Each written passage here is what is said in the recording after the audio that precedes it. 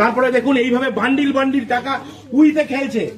আজকে কর্পোরেশনের অফিসাররা এসে যখন পরিষ্কার করতে বলেছে, তালা ভেঙে এই পার্টি অফিস, দেখুন দেখুন নেতৃত্বের পার্টি অফিস, তারা এখানে এইসব হোর্ডিং ব্যানার এবং এই বাক্স দুটি রেখেছিল।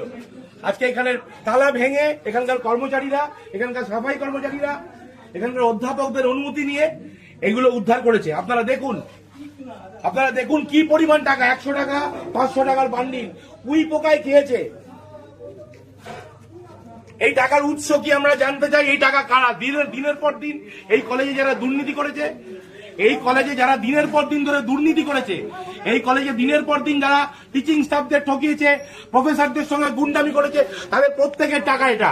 এবং এই টাকা কোথা থেকে এসছে তারও উত্তর দিতে হবে। আমরা আজ পুলিশ ডেকেছি, মিডিয়াকে আমরা খবর দিয়েছি, তারা আসছে, এগুলো তারা সিজন করবে, এগুলো তারা নেবে এবং তাদের প্রত্যেকের জন্য সাজা হবে। এবং আমরা যত ওপর পর্যন্ত যেতে হয়, আমরা যে একটা শিক্ষা প্রতিষ্ঠানে, এটা কি কোনো মন্ত্রী খাটের তলা? আপনারা ভাবুন, লজ্জার বিষয়। একটা শিক্ষা প্রতিষ্ঠানে এইভাবে টাকা পাওয়া যাচ্ছে উইতে খাওয়া। সুরেন্দ্রনাথ কলেজের পেছনে জিমনাসিয়ামের সামনে পুরনো গোডাউন ঘর থেকে এই ঘরটি দেখাও। আমরা এই দুটোই বাক্স উদ্ধার করেছি, তার মধ্যে এইভাবে টাকা উইতে খাওয়া টাকা পড়ে রয়েছে। আরো 2-3টি ঘর এরকম বন্ধ রয়েছে, সেগুলো ভাঙার প্রক্রিয়া চলছে।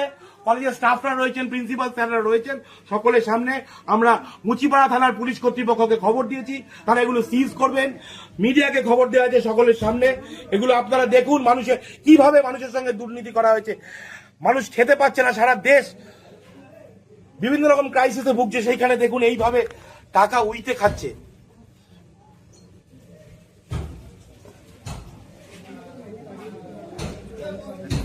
এগুলো কোঅপারেটিভ ব্যাংকের টাকা না, এইসব ডকুমেন্টও পুলিশকে দিয়ে সিজার করা।